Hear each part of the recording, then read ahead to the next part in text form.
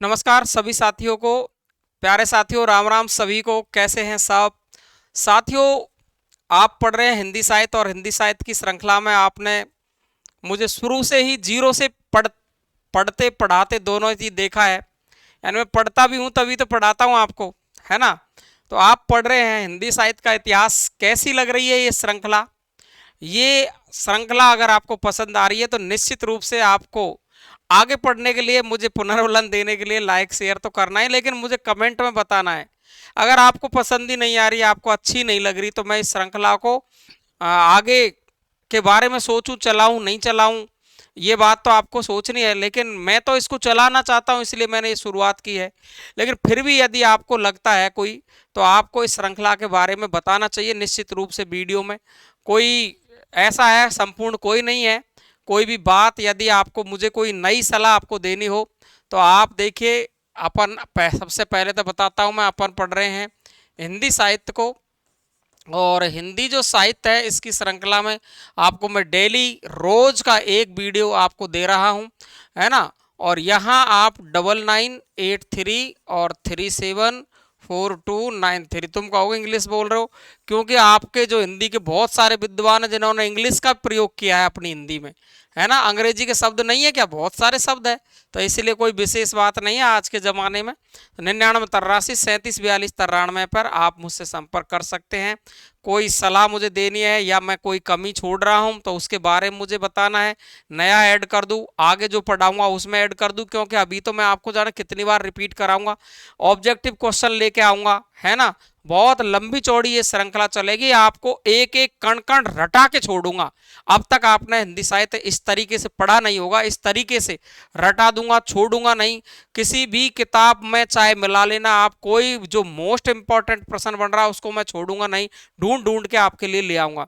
प्यारे साथियों, हिंदी साहित्य की श्रृंखला में हमने सबसे पहले आपके हिंदी साहित्य की शुरुआत की है, और यूट्यूब पर आपको इस टाइप के वीडियो आपको देखने को मिलते होंगे बहुत सारे। आप तुलना करें, मुझे बताएं, नई सलाह दें एक। साथियों, हिंदी साहित्य की जो श्रृंखला है इसमें मैं आपको हिंदी साहित्य में प्रमुख इतिहासकार पढ़ा रहा हूं, जिसमें इतिहासकारों में गारसद तासी, शिव सिंह सेंगर, आपके जॉर्ज अब्राहम गिरियर्सन, इसके बाद में मैंने आपको मिश्रबंधु, रामचंद्र शुक्ल, हजारी प्रसाद द्विवेदी, है ना? ये सारे मैंने आपको डिटेल से पढ़ा दिए हैं, और बहुत सारा लंबा चौड़ा डिटेल है। तो यूट्यूब पर अपन को इतनी लंबी चौड़ी डिटेल पढ़ना बहुत लंबा पड़ता है। तो साथियों, जो प्रमुख प्रमुख चीजें हैं वो मैं आपको बताता चल रहा हूं। आज मैं आपसे बात करूंगा कि इनके अलावा भी अन्य इतिहासकार कौन कौन है जिनके प्रमुख योगदान रहा है। तो मैं इसके दो क्लासें छोटी छोटी लेके आऊंगा।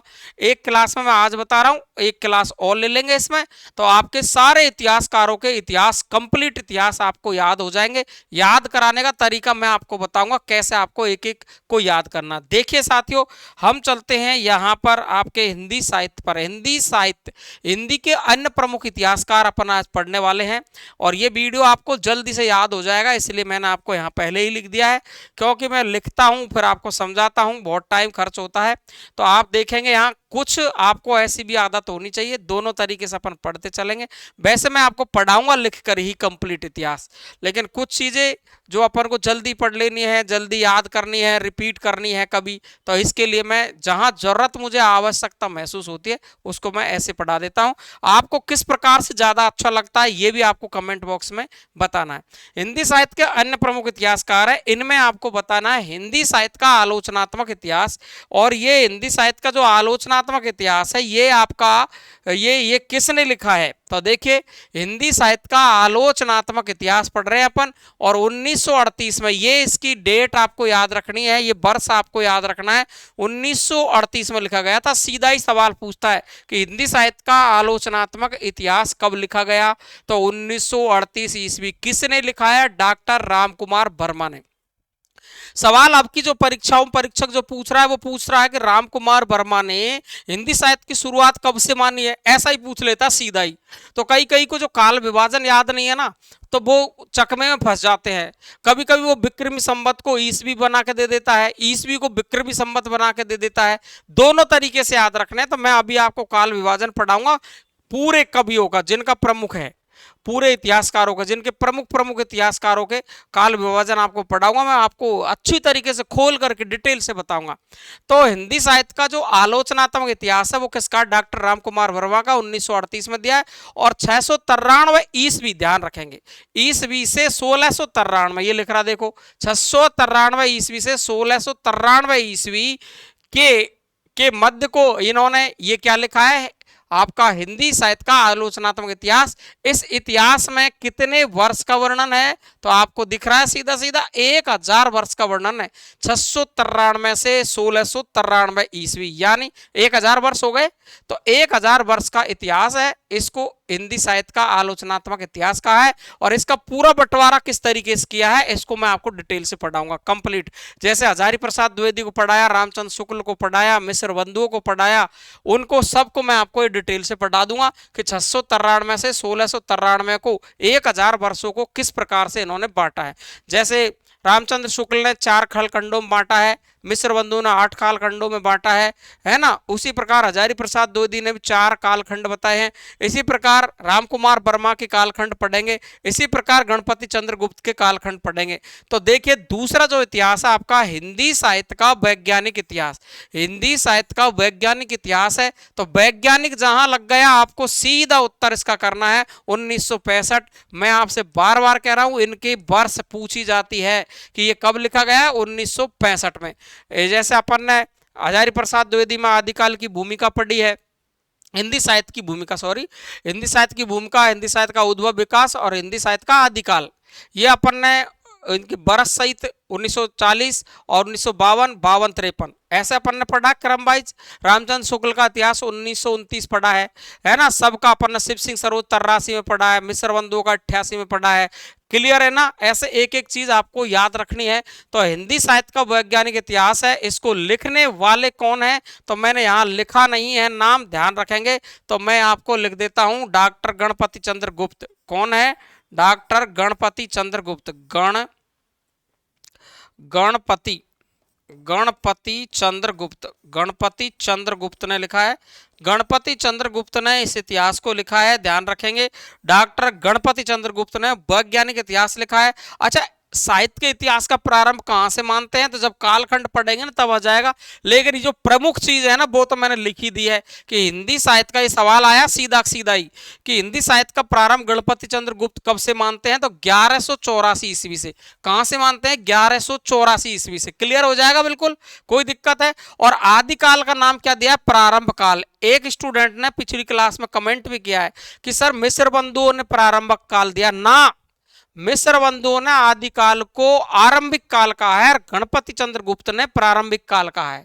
ध्यान रखेंगे, गणेश जी का पूजन कर दो आप तो सीधा प्रारंभ कर दो काम को, तो प्रारंभिक काल ध्यान रख लेंगे। ठीक है, तो दोनों ध्यान रखेंगे। साहित्य का प्रारंभ मानते 1184 ईस्वी से, और आदिकाल का प्रारंभिक काल नाम देने वाले कौन है? गणपति चंद्रगुप्त है।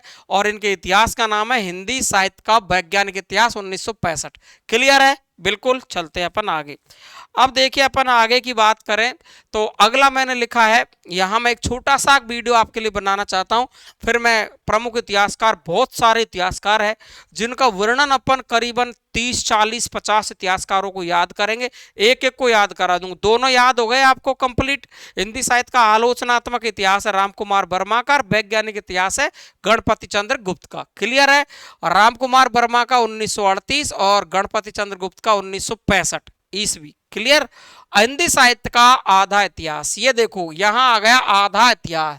और ये आधा कौन है? सुमन राजे का। किसका है? सुमन राजे का। 2003 में लिखा है, बहुत ज्यादा पूछा जाता है तो तुम तो सीधा ही याद रख लो भाई, ये सुमन राजे, वसुंधरा राजे याद रख लो है ना, तो कोई बुरा नहीं मानेगा, है ना। सुमन राजे, ये आधा ही काम किया है इसने, है ना। आधा काम किया किसने? सुमन राजे ने। बस ऐसे ध्यान रखेंगे कि आधा काम किसने किया है? सुमन राजे ने किया है ना। आधा अधूरा काम छोड़ दिया है, आधा काम किया है सुमन राजे ने। और 2 बच्चे, दूसरा बच्चा किसके हुआ है? तो दूसरा बच्चा, ऐसे याद रख लेंगे। हिंदी साहित्य का दूसरा इतिहास, तो दूसरा बच्चा ऐसे याद रखेंगे, दूसरा बच्चा यानी बच्चन सिंह। तो हिंदी साहित्य का दूसरा इतिहास, हिंदी साहित्य का दूसरा बच्चा, ऐसे याद रख लो। तो हिंदी साहित्य का दूसरा बच्चा कौन है बताओ? बच्चन सिंह। और आधा इतिहास किसका, आधा अधूरा किसने छोड़ा, सुमन ने। ठीक है ना, तो बिल्कुल ध्यान रख लेंगे। क्लियर है। तो देखो दूसरा बच्चा कौन है, बच्चन सिंह। आधा इतिहास कौन है, सुमन राजे। हिंदी साहित्य का आधुनिक साहित्य, ये देखो हिंदी साहित्य का आधुनिक साहित्य धीरेन्द्र वर्मा, डॉक्टर धीरेन्द्र वर्मा का है। और हिंदी साहित्य का अतीत, हिंदी साहित्य का अतीत, ये देखो इंपॉर्टेंट रचना है, बहुत ज्यादा पूछी जाती है। हिंदी साहित्य का अतीत, दो भाग है इसके, एक भाग 1959 ईस्वी, एक भाग आपका 1960। और विश्वनाथ प्रसाद मिश्र, क्या याद रखोगे, विश्वनाथ प्रसाद मिश्र। लेकिन ऐसा का ऐसा ही नाम है। मिश्र ने रीतिकाल का विभाजन 3 काल खंडों में किया। बताया मैंने, जिसका रामचंद्र शुक्ल रीतिकाल का नामकरण नहीं कर पाए, तो वो काम किसने किया है, विश्वनाथ प्रसाद मिश्र ने किया। ये मैंने आपको बता दिया, क्लियर बता दिया ना पहले।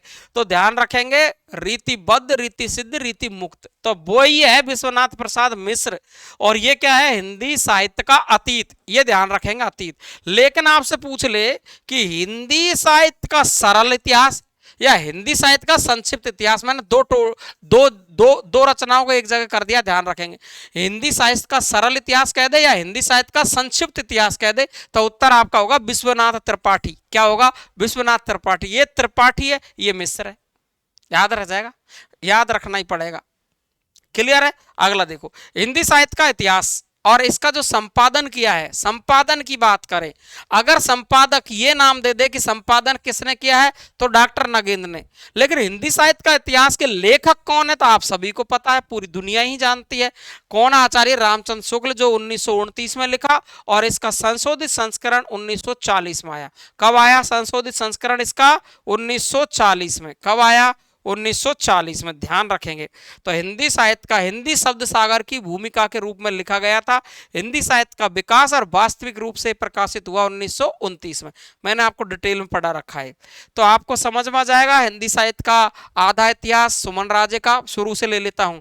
सबसे पहले पढ़ा अपन ने कौन, अपने हिंदी साहित्य का आलोचनात्मक इतिहास 1938, डॉक्टर रामकुमार वर्मा 1184। क्लियर। अपन ने पढ़ा है दूसरा सीधा सीधा सा हिंदी साहित्य का वैज्ञानिक इतिहास, वैज्ञानिक इतिहास का मतलब 1965, गणपति चंद्र गुप्त। और प्रारंभिक काल नाम दिया है किसको, आदि काल को प्रारंभिक काल नाम दिया है। इसके बाद अपन ने पढ़ा हिंदी साहित्य का आधा इतिहास सुमन राजे। हिंदी साहित्य का दूसरा बच्चा बच्चन सिंह का दूसरा इतिहास। हिंदी साहित्य का आधुनिक साहित्य, यह है धीरेन्द्र वर्मा की रचना। और हिंदी साहित्य का अतीत विश्वनाथ प्रसाद मिश्र। हिंदी साहित्य का सरल इतिहास या हिंदी साहित्य का संक्षिप्त इतिहास, यह है विश्वनाथ प्रसाद त्रिपाठी। और हिंदी साहित्य का इतिहास के संपादन की बात करें तो डॉक्टर नगेंद्र। रीतिकाल की भूमिका की बात करें तो डॉक्टर नगेंद्र। और आज आपका हिंदी साहित्य का इतिहास के लेखक पूछे तो रामचंद्र शुक्ल 1929। क्लियर। अगला चलते, अगला देखते हैं अपन हिंदी साहित्य का सुबोध इतिहास। सुबोध, अरे बोध, अरे सुबोध, अरे बाबू बोध, तो वैसे ही बाबू है, वैसे ही बाबू है, वैसे ही बोध है। कुछ न कुछ तुक्का लगाना पड़ेगा, याद परमानेंट स्थायी मेमोरी बनानी तो लगाना पड़ेगा, पड़ेगा ही भाई। तो हिंदी साहित्य का सुबोध इतिहास बाबू गुलाब राय का है। और ध्यान रखेंगे बोध वैसे बोध। और हिंदी वीर काव्य, ये वेरी मोस्ट इंपॉर्टेंट रचना है, वीर काव्य टीकम सिंह तोमर की है। कितनी बार ये रचना पूछ ली गई है परीक्षाओं में, ध्यान रखेंगे। हिंदी साहित्य या हिंदी वीर काव्य टीकम सिंह तोमर। और रीतिकाल की भूमिका की मैंने अभी बात की थी आपसे, अभी बात कर रहा था थोड़ी देर पहले। हिंदी की जो रीतिकाल है, रीतिकाल की भूमिका जो लिखी है वो किसने लिखी है, डॉक्टर नगेंद्र ने। और हिंदी साहित्य के इतिहास की जो संपादन किया डॉक्टर नगेंद्र। क्लियर। राजस्थानी भाषा के बारे में बात करें ना आपसे, अधिकतर मैं पूर्ण रूप से नहीं कह रहा, लेकिन राजस्थानी भाषा की बात जहां आ जाए उसका सीधा उत्तर बिना देखे, मेरा मानना ये हो सकता है और भी रचनाएं ऐसी मिल जाए, लेकिन जहां तक जो परीक्षाओं में पूछी जाती है मोतीलाल मेहनारिया की रचना पूछी जाती है हिंदी साहित्य से संबंधित, राजस्थानी भाषा से संबंधित। तो राजस्थानी भाषा और साहित्य की बात करें, राजस्थानी भाषा की जहां बात आएगी मोतीलाल मेहनारिया करेंगे अपन। और हिंदी भाषा का उद्भव विकास मैंने आपको बताया 10वीं सदी से माना जाता है। हिंदी साहित्य की शुरुआत जब मैंने करी थी आपको, तो भाषा का उद्भव विकास 10वीं सदी से। ये रचना किसकी? उदय नारायण तिवारी की। कितनी बार ये सवाल पूछ लिया गया, बहुत ज्यादा पूछा जाता है। क्लियर है? तो देखेंगे ध्यान से। और पुरानी हिंदी, अपभ्रंश को पुरानी हिंदी किसने कहा है, ऐसे ही पूछ लेता है कभी कभी। तो अपभ्रंश को पुरानी हिंदी कहने वाले, क्योंकि पुरानी हिंदी नाम से ग्रंथ लिखा है। कौन ने? डॉक्टर चंद्रधर शर्मा गुलेरी ने। क्लियर है? तो चंद्रधर शर्मा गुलेरी, पुरानी हिंदी। और हिंदी काव्य धारा, ये रचना भी बड़ी इंपॉर्टेंट है भाई। हिंदी काव्य धारा ये राहुल संस्कृतायन की, सांकृतायन की रचना है, बहुत फेमस रचना ये रही है। और इसमें पूछा गया था एक बार हिंदी साहित्य में कि जो आपकी हिंदी काव्य धारा राहुल संस्कृतायन का ग्रंथ है, ये इतिहास है, इसमें किसका वर्णन है? तो सिद्धों के बारे में इन्होंने वर्णन किया। सिद्धों के दोहे और चर्या पद, ये इसमें क्या किए हैं? वर्णन किए हैं। तो ये था आपका हिंदी साहित्य का इतिहास, शुरू से याद रह जाएगा। सुबोध इतिहास। वैसे बाबूलाल, वीर काव्य तो टीकम सिंह तोवर, और रीतिकाल की भूमिका तो डॉक्टर नगेंद्र, और भाषा और साहित्य है राजस्थानी। तो राजस्थानी पे मोतीलाल मेनारिया। हिंदी भाषा का उद्भव विकास उदय नारायण तिवारी। पुरानी हिंदी की बात करें, अपभ्रंश को पुरानी हिंदी किसने कहा या पुरानी हिंदी ग्रंथ किसका है? डॉक्टर चंद्रधर शर्मा गुलेरी, जयपुर के रहने वाले। और हिंदी काव्य धारा की बात करें, राहुल सांकृतायन। और ये आपके सिद्धों के बारे में वर्णन है, इनके पद, चर्या पद इसमें वर्णित किए गए हैं। तो ये था साथियों, ये मैंने आपको छोटे छोटे वीडियो के रूप में हिंदी साहित्य के इतिहास के बारे में बताया। ऐसे बहुत सारे इतिहासकार हैं जिनकी रचनाओं को ऐसे ही रट डालेंगे अपन। तो आज यहीं तक के लिए साथियों, मैं साथ में आपको रोज के रोज एक वीडियो इतिहास का, और साथ में ही आपको काव्य शास्त्र को मैं चालू रखूंगा, क्योंकि इतिहास के चक्कर में मैंने काव्य शास्त्र को थोड़ा सा बंद सही कर दिया। अब आपको आज से, कल से आपको इसके बारे में भी, काव्य शास्त्र की भी एक एक वीडियो मिलेगी। तो आज इतना ही। थैंक यू सो मच साथियों, धन्यवाद, नमस्कार सभी को।